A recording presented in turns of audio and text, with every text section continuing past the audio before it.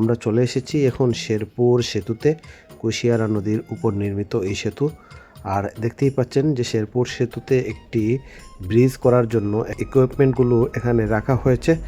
আর এটা হলো ব্রিজের কাজ শুরু হচ্ছে অচিরেই, এজন্যই এখানে সব প্রস্তুতি সম্পন্ন হচ্ছে। আর এটা হলো শেরপুরের বর্তমান সেতু, দেখতেই পাচ্ছেন। আর এটা হলো কুশিয়ারা নদী।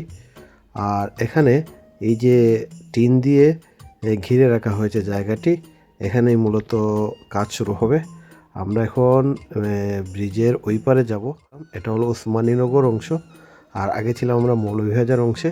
আর দেখতেই পাচ্ছেন উসমানীনগর অংশে ব্রিজের অনেক সরঞ্জাম এখানে এনে ফেলে রাখা হয়েছে এবং এক পাশ ঘিরে রাখা হয়েছে উঁচু প্রাচীর দিয়ে। আর এখানে দেখতেই পাচ্ছেন উঁচু ক্রেন, এবং এখানে অনেক ওয়ার্কার আছেন।